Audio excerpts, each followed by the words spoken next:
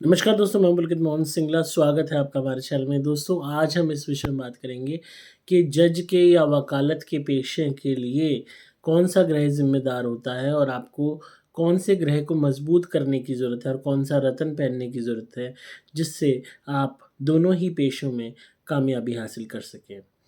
दोस्तों, मैं खुद एक वकील हूँ और वकील होने के नाते मैंने पर्सनली ये चीज़ अनुभव करी है कि जो मेन ग्रह इसमें ज़िम्मेदार है, आपको वो नॉलेज देने के लिए, वो ज्ञान देने के लिए, वो है बृहस्पति देवता।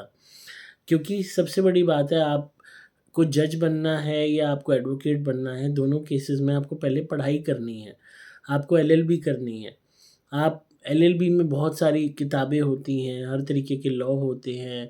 आपका टॉर्ट कह लो, आईपीसी कह लो, आपका क्रिमिनोलॉजी कह लो, आपका CPC, CrPC, different different subjects होते हैं, सेक्शंस होते हैं, कहाँ क्या इंटरप्रेट करना है, कहाँ क्या लगाना है। तो हर चीज़ आपको पूरा मतलब इस तरीके से लर्न खाली रटने वाली यहाँ बात नहीं होती, यहाँ समझने वाली बात होती है कि जब हम एज़ अ एडवोकेट काम करते हैं, एज़ अ जज काम करते हैं, तो हमें पता होना चाहिए लॉ क्या है, कानून क्या है। तो उसके लिए जो एक ज्ञान हासिल करने की जो भूख है कि हमें नॉलेज मिले, वो बहुत इम्पोर्टेंट है। तो वो किससे मिलती है? बृहस्पति से।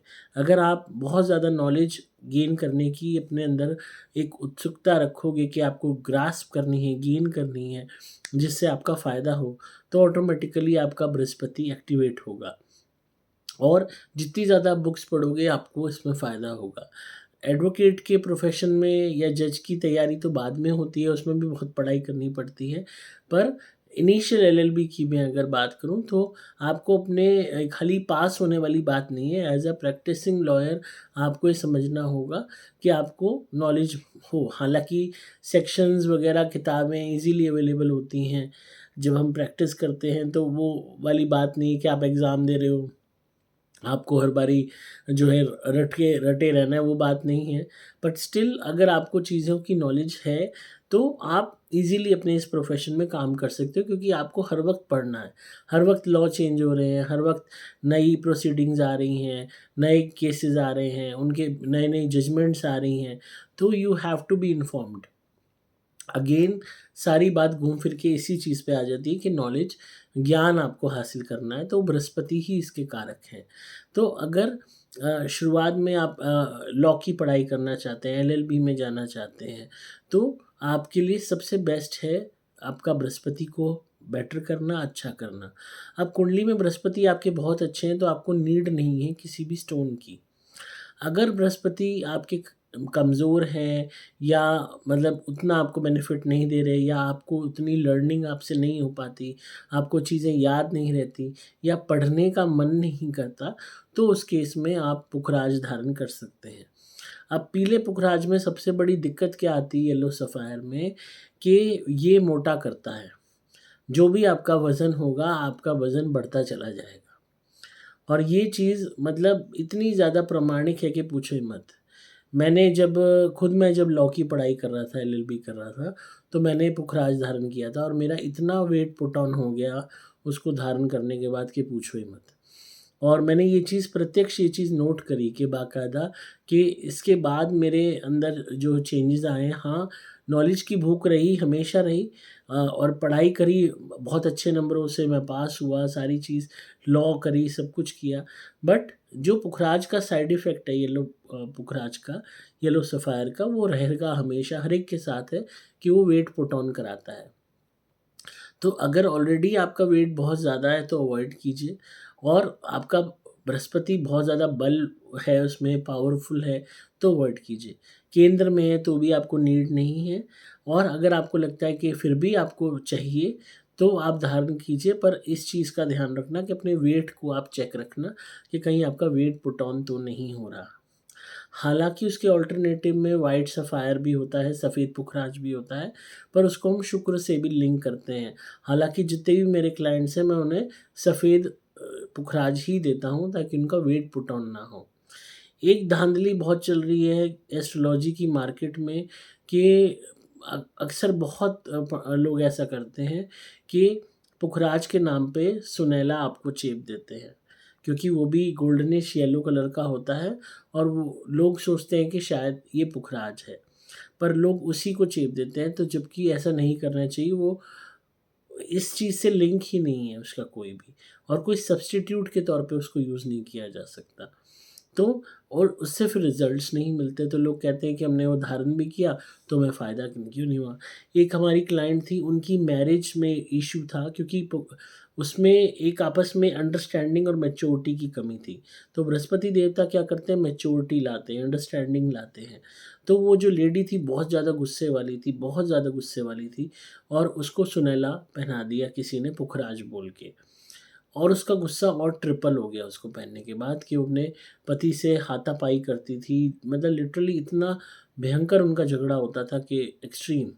जब उन्होंने हमें कॉन्टैक्ट किया, हमने वो सुनैला उतरवाया और हमने कहा पुखराज तो आपने पहना ही नहीं है। उन्होंने अपनी रिंग्स की फ़ोटो हमें भेजी, उँगलियों की भेजी व्हाट्सएप पे, तो उसमें कहीं पे भी कोई भी पुखराज नहीं था, सिर्फ़ सुनैला था, जो गुस्से को और बढ़ा रहा था। वो उतरवाया, उसको कड़ा पहनवाया शेरमुखी, और हमने कहा पुखराज जो है पहनो, और उसमें भी हमने वाइट पुखराज पहनवाया फर्स्ट फिंगर में, ताकि शुक्र भी एलिवेट हो, बृहस्पति भी एलिवेट हो, दोनों बढ़े, पर गुस्सा ना बढ़े और वज़न ना बढ़े। क्योंकि पहले ही मैरिज में इश्यू थे, और वेट पुट ऑन भी अगर उसका लेडी का हो जाता तो और इश्यूज़ क्रिएट हो जाते। तो बड़ी मुश्किल से उनकी शादी को बचाया है, जो कि तलाक की कगार पे पहुँच गई थी। तो मैच्योरिटी और अंडरस्टैंडिंग के लिए भी होता है। तो अगर हम देखें कि लॉ के प्रोफ़ेशन में भी मैच्योरिटी चाहिए, अंडरस्टैंडिंग चाहिए, आपके पास समझ होनी चाहिए, तो वो सारी चीज़ों के लिए भी पुखराज होता है। अगेन, अगर आपकी कुंडली में बृहस्पति खराब अवस्था में बैठे हैं और आप तब भी लॉ प्रोफ़ेशन में जा रहे हैं, या आपके डेथ हाउस में बैठे हुए हैं, 12th हाउस में बैठे हुए हैं, आप मेनली 8th में बैठे हैं, तो अवॉइड कीजिए उसको पहनना, क्योंकि वो मृत्यु का घर होता है और उसको शमशान का पीपल माना जाता है बृहस्पति को, जब वो 8वें घर में आ जाता है। तो आपको इस चीज़ को समझना होगा कि उसके अलावा भी प्लेसमेंट्स देखनी होंगी और कंजक्शंस देखनी होंगी कि किसके साथ वो मेल कर रहा है, कहीं वो गुरु चांडाल योग तो नहीं बना रहा। तो ऐसे में अगर आप पहनते हैं पुखराज तो तबाही कर देगा। और फॉर एग्ज़ाम्पल 10th में बृहस्पति है, आपने पुखराज पहन लिया, आप लॉ के लिए जा रहे हो, नो डाउट आपकी एजुकेशन लेवल बहुत आगे बढ़ जाएगा, पर आपका जीवन नरक हो जाएगा। आपको वो कंप्लीटली, कहते हैं ना, ओवर मैच्योरिटी भी डम्ब बना देती है, ओवर समझदारी भी मूर्खता का कारण बनती है, और वही चीज़ आपके साथ होगी। तो बृहस्पति के इसको रत्न को बहुत सोच समझ के ही पहना जाता है, और पूरी कुंडली के एनालाइज़ के बाद ही बना जाता है। उसमें भी ध्यान रखना है कि कोई आपको सुनैला ना चेप दे। इसीलिए बेस्ट है व्हाइट पुखराज लो, वो शुक्र को भी एलिवेट करेगा, बृहस्पति को भी एलिवेट करेगा, वज़न भी नहीं बढ़ेगा। अब इसमें आप बृहस्पति देवता की भी पूजा कर सकते हो, हर थर्सडे बृहस्पतिवार की कथा कर सकते हो, और बेस्ट है कि आप विष्णु जी की आराधना करो। रेगुलरली आप रोज़ शाम को माँ लक्ष्मी जी की आरती करो और जगदीश जी की आरती करो, यानी कि जो जगदीश हरे हम जो आरती गाते हैं, ओम जय जगदीश हरे, वो विष्णु जी को ही डिनोटेड है, तो वो आप कीजिए। हमारी तेल से जोत जलाइए उनके समक्ष, लक्ष्मी प्राप्ति ध्वनि उनको दिखाइए, और तिलक लगाइए हमारे सिंदूर से उनको, और उनकी आरती कीजिए, उनको मिठाई का भोग लगाइए। रोज़ कीजिए, धीरे-धीरे आपका ज्ञान, आपकी मैच्योरिटी, आपका विज़डम, आपकी नॉलेज बहुत बढ़ जाएगी। आगे आप जज के लिए जा रहे हैं तो भी जज की पढ़ाई के साथ-साथ आपको यही चीज़ करनी है। अब जज के केस में क्या होता है कि शनि को भी देखा जाता है, सूर्य को भी देखा जाता है। शनि न्याय करने वाला है, न्यायकारी है, जज क्या करता है, न्याय करता है। पर जो सूर्य है, वो आपको जज बनाता है, वो आपको बड़ी पॉलिटिकल पोस्ट देता है। अब जो है इस चीज़ को आपको समझना होगा कि सूर्य आपका किस अवस्था में है। अगर वो राहु के साथ बैठा है तो वो आपको जज बनने ही नहीं देगा। लोग राहु का महिमा मंडल करते हैं, पर राहु किसी भी शुभ ग्रह के साथ आता है तो उसकी शुभता को ख़त्म कर देता है। उसके अच्छे बेनिफिट्स को रीप होने ही नहीं देता। एक हमारे क्लाइंट थे, जज के लिए बहुत कोशिश करते रहे, बेचारे नहीं बन पाए। राहु था सूर्य के साथ, मैंने कहा नहीं है योग, आप कितनी कोचिंग ले लो, कुछ ही कर लो, आप जज नहीं बन सकते।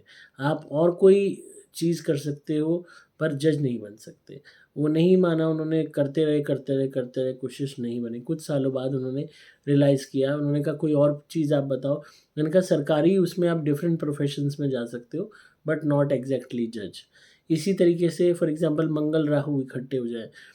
मंगल आपका बहुत अच्छे हाउस में बैठा हुआ है, आपको बहुत ज़मीनों का सुख मिल सकता है, आप बहुत ऊँचे पद पे भी जा सकते हैं। मंगल के भी इस चीज़ का कारक होता है, पर राहु ने एक बारी ग्रहण लगाया, अंगारक योग का निर्माण हुआ, वो अच्छे बेनिफिट्स होने ही नहीं देगा। तो सूर्य प्रबल होना बहुत ज़रूरी है, पावरफुल होना ज़रूरी है। अगेन सूर्य का रत्न माणिक्य आपको सोच समझ के पहनना है। सूर्य पहले ही प्रबल है तो नीड नहीं है। सूर्य अगर ऐसे स्थान पे बैठा है जिससे वो नुकसान दे सकता है, तब आपने माणिक्य पहन लिया ये सोच के कि आप जज बन जाएँगे, तो तबाही कर देगा। फॉर एग्ज़ाम्पल 7th हाउस में बैठा हुआ है, डिवोर्स का कारक बन जाएगा, बीपी का इश्यू हो जाएगा, आपको ब्लड प्रेशर हो जाएगा, हार्ट की समस्या हो जाएगी। फॉर एग्ज़ाम्पल 9th हाउस में बैठा है, आपका गुस्सा इतना हो जाएगा कि आपको यही नहीं पता कहाँ गुस्सा कर रहा है, कहाँ नहीं, जिससे आपके साथ कोई ना कोई गलत चीज़ हो सकती है, कहीं ट्रेजेडी हो सकती है।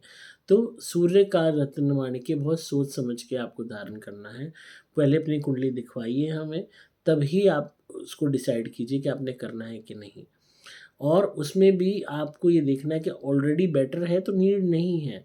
रतन की नीड जब होती है जब आपके वो ग्रह शुभ होते हुए कमज़ोर होते हैं। अगर खराब हैं तो उनको ठीक करने का प्रयास किया जाता है, पर खराब को मजबूत कर दोगे तो वो और खराबी करेगा। तो इस चीज़ को आपको समझने की ज़रूरत है। अगेन गुड़ का सेवन ना करें, ये आपको नुकसान देगा। तो दोनों ही प्रोफ़ेशंस में बहुत मेहनत लगती है, और बृहस्पति का तो रोल दोनों में ही रहेगा, क्योंकि अगर कोई जज भी अगर उसको ज्ञान नहीं है, तो वो क्या जजमेंट देगा? तो और अगर कोई वकील है, उसको ज्ञान नहीं है, तो वो क्या अपना केस प्रोसीड करेगा? मुझे आज भी याद है जब मैं वकालत की पढ़ाई कर रहा था और चीज़ों को हम याद करते थे, सेक्शंस को करते थे, सारी चीज़ें करते थे। तो एक कि मेरे साथ के कई बच्चे होते थे जो बिल्कुल नहीं पढ़ते थे। वो आते थे तो वो बस अपने इसी चीज़ में रहते थे कि एग्ज़ाम के टाइम में नकल करनी है, और वो लिटरली मुझे फ़ोर्स करते थे कि नकल करवा हमें, और जो तू पेपर में लिख रहा है वो हमें कॉपी दे दे आगे, हम नोट कर लें। और मैं जब उन्हें कई दफ़ा समझाता था कि तुम क्या वकालत करोगे अगर तुम अभी से नकल करके पास होना चाहते हो, तो तुम क्या अपना केस प्रोसीड करोगे? क्या तुम लड़ोगे? तुम क्यों किसी के जज़्बात के साथ खेल रहे हो? कोई तो अपने पेरेंट्स के जज़्बात के साथ खेल रहे हो, जो फ़ीस भर रहे हैं, तुम्हें पढ़ा रहे हैं, और जो भी कल को तुम्हारे पास क्लाइंट आएगा, तुम उसके साथ उसके जज़्बातों के साथ खेल रहे हो। वो तुम्हारे को फ़ीस देगा और तुम्हें यही नहीं पता कि केस कैसे लड़ना है, क्योंकि नकल से पास हो रहे हो। तो इस बात पे वो हँसते थे। और आज वो मैं प्रेज़ेंट स्थिति मुझे मैक्सिमम की पता है कि वो कोई ख़ास अपनी लाइफ़ में नहीं कर पा रहे, सिर्फ़ इसी कारण क्योंकि नकल में उन्होंने भरोसा रखा। बहुत कम थे जो मेरिटोरियस थे, जो सोचते थे पढ़ना है। मैक्सिमम जो मेरे को साथ में सहपाठी थे, उनको एक ही था नकल करनी है, नकल करवा।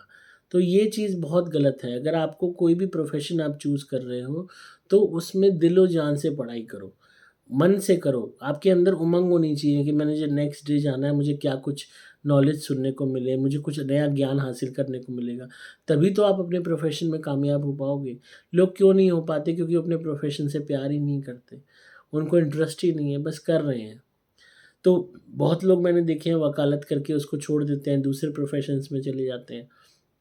अब आप कहोगे कि आप भी तो अकल्ट लाइन में हो, आपने भी तो पूरी तरह वो जो है वकालत करके आप इस लाइन में क्यों आ गए? मैं वकील भी हूँ और अकल्ट पे तो नेचुरली भगवान ने मुझे डाला है। बाकी एज़ अ लॉयर मैं आपको बता रहा हूँ कि मुझे इस प्रोफ़ेशन में हमेशा इंटरेस्ट रहा, खुश होके मैंने मन से पढ़ाई करी, और हमेशा एक क्वेस्ट रही, एक भाव रहा कि मुझे ज्ञान हासिल करना है, मुझे पढ़ना है। अगर कोई सब्जेक्ट है, कॉर्पोरेट लॉ है, लेबर लॉ है, आपका कोई भी सब्जेक्ट मेरे सामने आ रहा है, तो मुझे अ, पढ़ के बहुत एंथुसियाज़्म होता था। यहाँ तक कि आईपीसी में सेक्शंस के साथ-साथ हमारी बुक में केस एक्सप्लेन होते थे कि ऐसे-ऐसे केस हुआ, उसमें ये-ये धाराएँ लगी, ये हुआ, किसी का वो हुआ। तो बहुत इंटरेस्ट आता था कि अच्छा इसमें ये हुआ है, अच्छा वो हुआ है। तो इस चीज़ को आपको आपके अंदर वो होनी चाहिए, भूख होनी चाहिए। और आज भी मैं बुक्स पढ़ता रहता हूँ लॉ की, और घर में मेरे मतलब पूरी अलमारी भरी हुई है लॉ की किताबों से, और मतलब एक मतलब रोज़ एक वो रहती है कि मैं नई से नई जो है नॉलेज अपनी लेता रहूँ, क्योंकि ये आपके अंदर अंदरूनी होना चाहिए। अब बहुत लोग आप देखते हैं कि अलग-अलग नॉवेल्स पढ़ते हैं, फ़िक्शन हो गई, नॉन फ़िक्शन हो गई, अलग-अलग किताबें पढ़ते रहते हैं, कहते हैं अपने आप को हम किताबी कीड़ा हैं। इनका भी बृहस्पति बहुत स्ट्रॉन्ग होता है। जब बृहस्पति स्ट्रांग होगा तो आपके अंदर पढ़ने की भावना होगी। खाली स्कूल की पढ़ाई नहीं, कॉलेज की पढ़ाई नहीं, कोई भी टॉपिक पे आपको नॉलेज गेन करने का मन करेगा कि कोई भी चीज़ है मैं पढूँ। आज का तो ख़ैर डिजिटल का ज़माना है, इंटरनेट का ज़माना है, तो लोग नेट पे ई-बुक्स पढ़ लेते हैं, नेट से पढ़ाई कर लेते हैं। आप रेगुलरली गूगल पे सर्च करके रिसर्च कर रहे हो, नॉलेज ले रहे हो, तो वो भी एक बृहस्पति आपका कहीं न कहीं एलिवेटेड है कि आप कर रहे हो। तो इसलिए इस चीज़ को समझिए कि अपने अंदर इनिशियली नॉलेज गेन करने की भूख रखिए, ताकि आपके अंदर वो हो। एक चीज़ और मैंने देखी है बहुत कीनली कि मंगल भी आपका स्ट्रॉन्ग होना चाहिए, और तो वो आपके अंदर वो काबिलियत बनाता है कि आप एक अच्छे एडवोकेट बनें। खाली बृहस्पति खाली नॉलेज ज्ञान हासिल करना काफ़ी नहीं है, उसको एग्ज़ीक्यूट करना भी ज़रूरी है कि आप उसको कैसे अपने यूज़ में ला पा रहे हैं। तो मंगल की भी भूमिका देखने को मिलती है। तो ओवरऑल कुंडली स्टडी करके ही पता लगता है कि आया आप कितने सक्सेसफुल एडवोकेट बनोगे या कितने सक्सेसफुल जज बनोगे। तो पुखराज भी अगर आपको धारण करना है, पहले कुंडली दिखवाइए तब धारण कीजिए। जहाँ बात आती है बृहस्पति देवता की, वहाँ विष्णु जी की और लक्ष्मी जी की पूजा आप ईज़िली कर सकते हो। बृहस्पतिवार की कथा कर सकते हो, आपको फ़ायदा होगा। अगेन अगर आप इस प्रोफ़ेशन में जा रहे हो तो थर्सडे को नॉन-वेज मत खाइए, शराब मत पीजिए। नॉन-वेज खाएँगे, शराब पिएँगे, आपका बृहस्पति वीक होगा, ऑटोमेटिकली आपके वर्क पे असर पड़ेगा, सूर्य भी खराब होगा। तो सरकारी नौकरी में सूर्य को अगर प्रबल रखना है, ऊँचाइयों पे जाना है, तो नॉन-वेज अवॉइड कीजिए। अब बहुत लोग ये आर्गुमेंट करते हैं, बहुत से लोग हैं, पॉलिटिशियन हैं, सरकारी नौकरी में हैं, खूब नॉन-वेज खाते हैं, शराब पीते हैं, उन्हें तो कोई दिक्कत नहीं है। अगर वो हर एक का अपना फेट है, हर एक का अपना भाग्य है, हर एक की अपनी किस्मत है, हर एक की अपनी कुंडली है, बहुत चीज़ें मैटर करती हैं। सारे लोग एक नहीं हैं, और हो सकता है उनमें से कोई एक नॉन-वेज छोड़े, शराब छोड़े तो उसको और भी ज़्यादा तरक्की मिले, वो तरक्की मिले जो उसने अभी तक सोची भी नहीं है। क्या है दिक्कत कि हमने अपने सपनों को सीमित कर रखा है, कि हमारे सपने यहाँ तक हैं, और अगर कोई बुरी आदत हम छोड़ते हैं और हमारे सपने हमारी सोच से परे हमें अचीवमेंट यहाँ तक मिल सकती है, तो वो तभी होएगी जब हम कोई एफ़र्ट करेंगे। हम वो एफ़र्ट करते नहीं हैं, हम सोचते हैं कि हम यहीं तक बढ़ सकते हैं, उससे ऊपर तो हम जीवन में तरक्की कर ही नहीं सकते। पर अगर आप थोड़ी बहुत भी अपनी कमियों को सुधारें, तो तरक्की का लेवल इतना आप अचीव कर सकते हैं, जो आपने खुद से भी कल्पना नहीं की होगी। अगेन आप इस चीज़ को ध्यान में रखिए कि नेगेटिविटी जो होती है ये तरक्की को रोकती है, आप पढ़ाई को रोकती है। अगर किसी ने आपके रिश्तेदार ने आप पे ब्लैक मैजिक किया होगा, कोई तंत्र किया होगा, तो ऑटोमेटिकली आपकी एजुकेशन पे, पढ़ाई पे, आपके हर चीज़ पे असर आएगा। तो अपनी प्रोटेक्शन ज़रूर कीजिए, हमारा प्रोटेक्शन लॉकेट ज़रूर पहनिए, ताकि नज़र से, हाय से आप बचें। घर को शुद्ध रखिए हमारी धुनी से, सुपर स्पेशल एक्स्ट्रा घर में जलाते रहिए ताकि घर में शुभता बनी रहे। और भगवान का स्मरण कीजिए, ईश्वर ही है जो आपकी नैया को पार लगाएगा। तो आई होप आपको आज की वीडियो पसंद आई होगी, और जिनका भी सवाल था उन्हें जवाब मिल गया होगा। अगेन अपनी कुंडली दिखवाने के बाद ही इन रत्नों को धारण कीजिएगा, ऐसे ही मत धारण कर लीजिएगा। और रही बात सूर्य भगवान की, एक बात और कहूँगा कि सूर्य भगवान को आप जल दे सकते हैं, उसमें कोई इश्यू नहीं है। आपके कुंडली में कहीं पे भी सूर्य विराजमान हो, आप उन्हें जल दे सकते हैं। सूर्य नमस्कार कर सकते हैं, उसमें कोई दिक्कत वाली बात नहीं है। अगेन डिटेल एनालिसिस के लिए, पर्सनल कंसल्टेशन के लिए, कुंडली कंसल्टेशन के लिए आप व्हाट्सएप कीजिए मुझसे फ़ोन पे बात करने के लिए 8130331007 पे। नंबर दोबारा बोल रहा हूँ 8130331007। डिस्क्रिप्शन में आपको डिटेल्स मिल जाएंगी।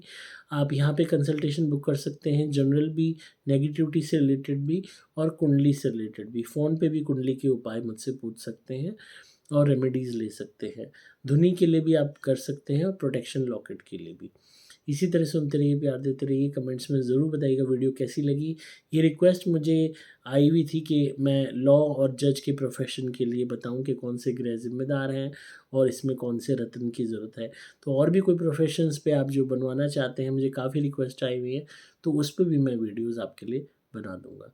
इसी तरह सुनते रहिए, प्यार देते रहिए। मैं हूँ आपका दोस्त पुलकित मोहन सिंगला।